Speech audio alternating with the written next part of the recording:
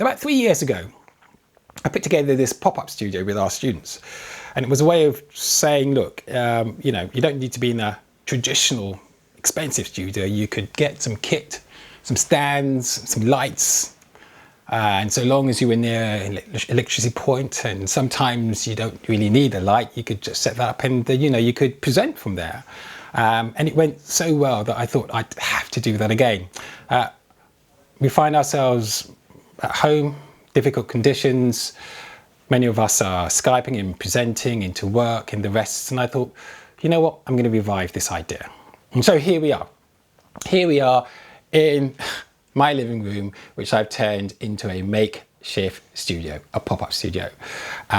You can slightly see over there, angled of the lights, and there's another one up here as well, which I'm using to kind of brighten this area, so to speak. And then this with a HDMI cable is connected to the TV, and a couple of other things. Although I'm using a wireless mic, I've also got this thing as well in case that fails me, just as a sort of standby, and a couple of these things here. So look, on Tuesday, I'm going to be doing a lecture on planning your documentary. Now, some of the things that we could have done before, absolutely shooting, distancing and the rest, those might be problematic. So how do you shoot a script or shoot a film when you're not in the vicinity and you cannot obviously go there because it's not part of the essential travel?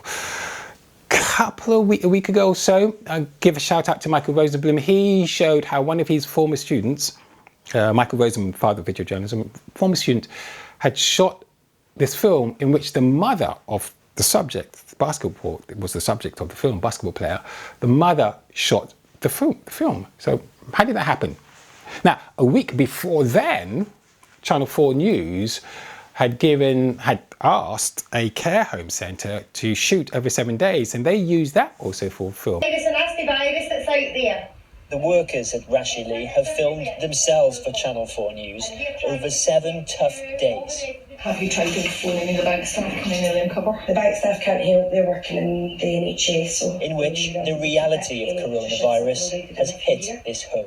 So there's something going on here. Now, in the past, in industry, you know, you would direct people at home and you were talking to people. I would have done that many times, whether I was at BBC or Channel 4, and you got films from them and you got photos from them that were part of the film. But now you're actually asking them to do something. So I might refer to that as remote directing. How do you give someone the knowledge to go and shoot what you want them to shoot? Now, in order to do that, you've got to have a very clear idea yourself. Therefore, we're going to be looking at prepping.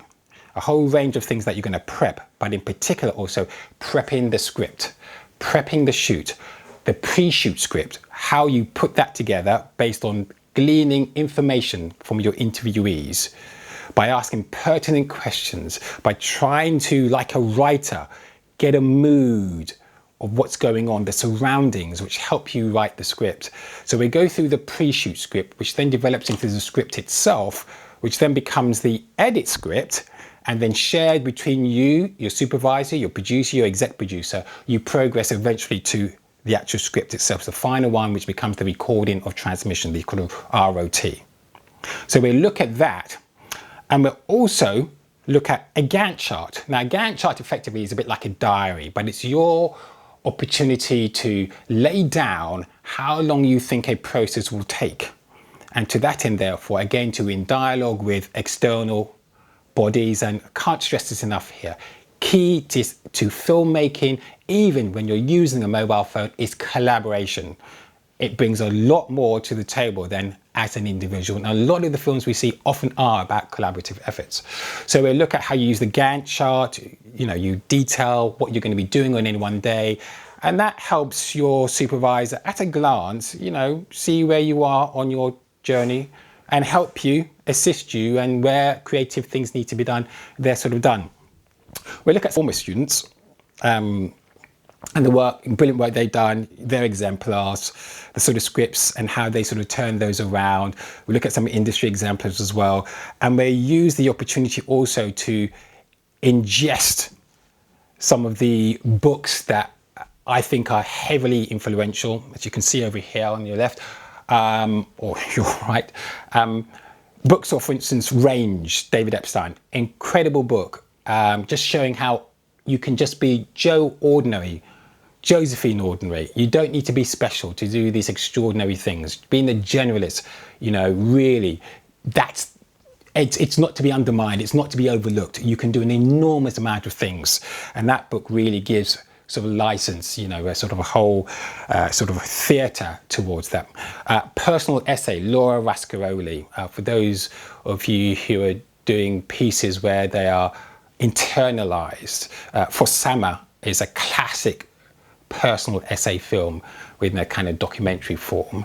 And A students, or some of my students, are looking at phenomenology, the sort of internal tensions and strife and kind of idea of being buttoned and feeling a little bit kind of worn, even whether it's being at home in these conditions or as how you might feel being in a different culture. And to that end, therefore, one of the books I'll be speaking about is Tarkovsky, how he uses film in such a meta way. So the film itself communicates feelings and emotions. So all in all, it's going to be, I hope, a really inviting, exciting lecture where I hope you're going to be sort of posing questions, but we're going to be using this form here. And I'm quite looking forward to it. So see you Tuesday.